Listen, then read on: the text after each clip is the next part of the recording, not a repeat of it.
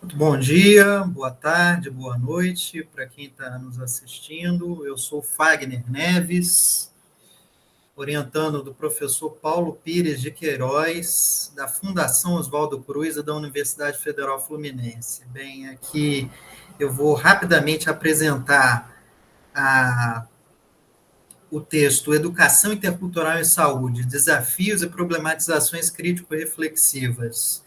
Esse texto nasce de uma tese de doutoramento que acaba de ser defendida no Instituto Oswaldo Cruz, da Fundação Oswaldo Cruz, Rio de Janeiro, Brasil. Né? Basicamente, ele é orientado por uma pergunta de partida, né? Qual seja, como os sujeitos docentes podem desenvolver ideias crítico-reflexivas em favor da promoção de uma educação intercultural em saúde. Diante dessa pergunta, né, a nossa hipótese, né, que já podemos adiantar que foi validada, né, dinâmicas dialógicas e práticas de ensino interculturais realizadas com professores de ciências podem contribuir significativamente à construção de identidades profissionais crítico-reflexivas na escola básica. São três as justificativas da nossa proposta, né? Um trajeto pessoal profissional meu, que eu venho trabalhando já na educação intercultural, na formação de professores já há alguns anos, com o professor Paulo Pires, e surgiu a oportunidade de fazer uma interlocução dessas questões com a educação e saúde, né, na escola básica, especificamente no ensino de ciências. Né?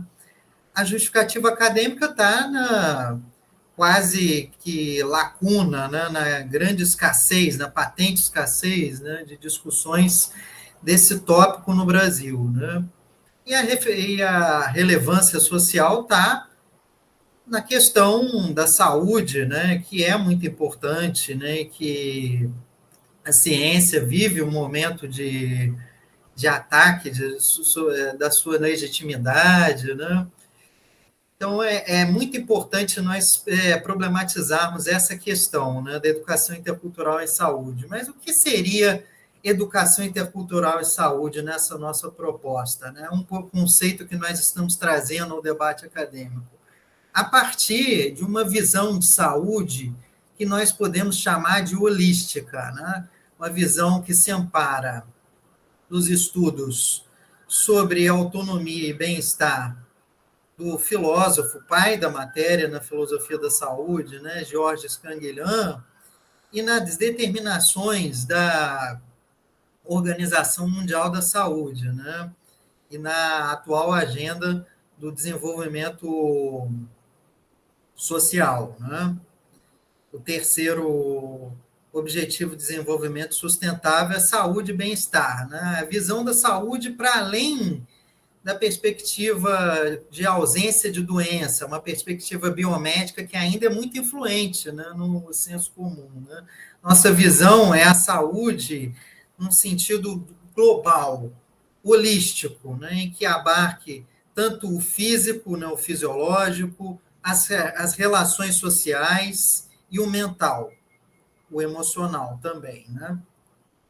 Mesmo diante da disseminação de retóricas do bem-estar, o mal-estar se prolifera na atualidade. A diversidade é um dos gatilhos mais importantes desse mal-estar, na nossa visão. Mas se nós pudermos construir espaços coletivos com liberdade, igualdade, pluralismo, dialogicidade entre as culturas, nós podemos construir uma cultura propícia à autonomia e ao bem-estar, ou seja, à saúde holística. Como que a gente pode fazer isso? Através da educação intercultural em saúde, tendo como base o conceito de interculturalidade de Boaventura de Souza Santos, nas perspectivas da sociologia das ausências e das emergências e das imagens estabilizadoras. E também uma visão diferente da docência em relação ao paradigma tecnicista, né, que tem sido dominante na atualidade, né, especificamente aí, né, num campo geral, com Maurice Tardif nos saberes da docência, os diferentes saberes necessários à docência crítico-reflexiva, e especificamente no ensino de ciências, com Leonardo Martínez Pérez, o modelo CTSA e as questões sociocientíficas. Nosso objetivo geral foi analisar os efeitos de desenvolvimento de dinâmicas dialógicas interculturais nas ideias sobre a saúde e educação intercultural cultivadas por docentes atuantes na disciplina de ciências dos anos iniciais e finais do ensino fundamental. Trabalhamos com uma modelagem de pesquisa-ação, um ciclo de diagnóstico num primeiro momento, num segundo momento, intervenção. Como vocês podem ver, entre diagnose e intervenção, há um símbolo de biimplicação, então é um vai e vem, né? Primeiro um diagnóstico, intervenção e volta depois, para finalmente uma etapa de avaliação de resultados. Especialmente, né, os nossos objetivos são, na etapa diagnóstica, identificar as ideias dos professores de ciências do Colégio Pedro II, no Rio de Janeiro. O que eles constroem acerca da identidade, da educação intercultural em saúde. A partir disso, né, nós, para poder alcançar esse objetivo, né, nós fizemos uma triangulação de dados obtidos em entrevistas semi-estruturadas, questionários de pré-teste, observações diretas e análise documental. E os referenciais teóricos que nós já trazemos aqui. Uma etapa interventiva, nós planejamos e empreendemos grupos focais conjuntamente com alguns desses participantes do Colégio Pedro II. E avaliamos os resultados obtidos com auxílio de questionários de pós-teste. O Colégio Pedro II, né, tido como uma escola de excelência, é o campo da nossa pesquisa, um colégio com um discurso, na prática, crítico-democrática, com uma infraestrutura robusta se comparada com outras escolas públicas no Brasil. Resultados expressivos em avaliações nacionais, um alunado plural em termos de diversidade cultural. Os participantes foram 24, entre gestores e professores de ciências. 11 do primeiro segmento, os anos iniciais, 13 do segundo segmento, os anos finais. No primeiro segmento, majoritariamente pedagogas. Né? No segundo segmento, temos totalmente um corpo docente formado por biólogos, né? Com cerca de 20 anos de carreira docente escolar em média. 8 deles no colégio, sendo o colégio uma espécie de auge da carreira deles. Os principais achados e conclusões, eu não trago aqui resultados ipsilíteres, né, os depoimentos dos sujeitos em razão do nosso adiantado, né, da hora, né, e também a limitação de minutos que nós temos, mas basicamente os resultados são estes. As entrevistas, aplicações de questionários e observações aconteceram em situações dentro da trama de relações que nós tecemos para a adesão dos sujeitos à pesquisa. Então, nós não pudemos observar aulas em razão da pandemia, da Covid-19. E nós conseguimos as entrevistas dentro de situações que foram obtidas com apoio de terceiros, amigos nossos, né, professores lá no Colégio Pedro II. Né? E assim foi possível traçar uma representação do que acontece, né, no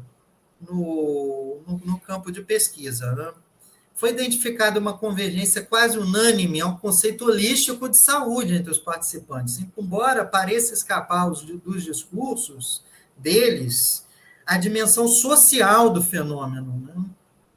As interações, né?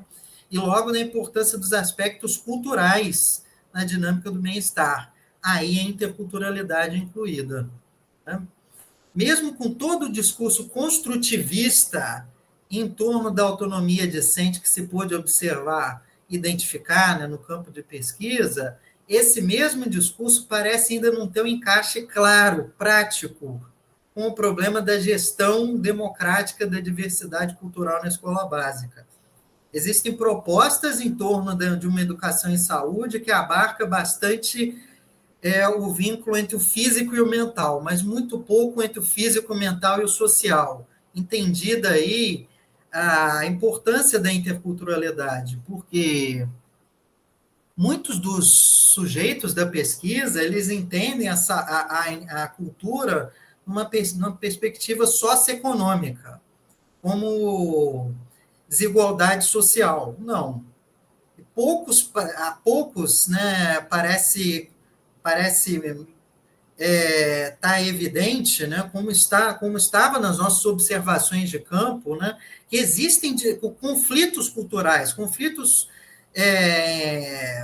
quanto a culturas diversas, né, quanto a etnicidade, gênero, comunidades de referência, deficiência física, enfim, outras pertenças culturais que não a desigualdade social, né? Nos grupos focais, nós defendemos a reflexividade crítica como mola propulsora da educação intercultural e saúde. Argumentamos em prol da necessidade dos saberes da docência, que lhe permitissem ir além dos lugares comuns que marcam a docência na atualidade. Fizemos dinâmicas a partir de imagens e ideias, imagens estabilizadoras de conflitos culturais e de questões sociocientíficas. E, a partir daí, defendemos ideias de espaços e processos interculturais no ensino de ciências na escola básica, né? Ou seja, a educação intercultural em saúde, espaços coletivos plurais de diálogo intercultural que possam favorecer estados de bem-estar e autonomia.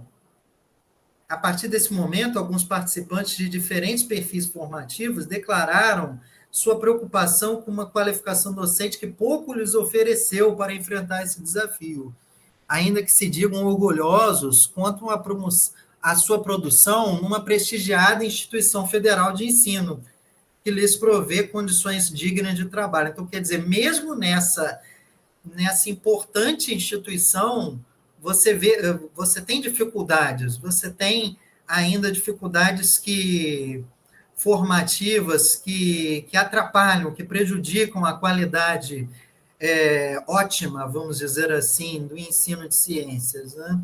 Nem os sujeitos são os engenheiros de uma obra acabada que não possa receber críticas construtivas, que é o que estamos fazendo, né? Nem conhecemos os pormenores de um cotidiano escolar a ponto de pretender impor regras absolutas àqueles que o conhecem e o vivenciam. Eu não sou das ciências. Eu sou, na verdade, uma espécie de outsider nesse campo. Eu sou um cientista social e filósofo que pesquisa sobre o ensino de ciências nessa investigação. Mas posso, nessa dialogicidade, por que não dizer, essa interculturalidade, propor alternativas aos agentes incumbidos desse ensino na prática, né? A pesquisa buscou proporcionar algumas ferramentas que possam, no devir, fazer desse ensino uma obra ainda mais significativa na vida dos estudantes. Essas são ideias generalizáveis, são válidas a partir desse campo bem limitado da pesquisa, são válidas para muitos outros contextos escolares, porque o paradigma tecnicista e também a visão de cultura no ensino de ciências é comum a vários campos escolares. Então, é possível realmente generalizar alguns dos achados dessa pesquisa, né? Como considerações finais, tenho brevemente algumas poucas palavras, um breve silogismo. Ciência é praxis. Praxis é autonomia. Autonomia é bem-estar. Logo, ciência é bem-estar. Precisamos valorizar a construção do nosso ensino de ciências na escola básica como promoção de saúde, como promoção de bem-estar. Muito obrigado. Esses são os nossos contatos. Eu agradeço e estamos prontos a atendê-los, a dialogar com os senhores e com as senhoras.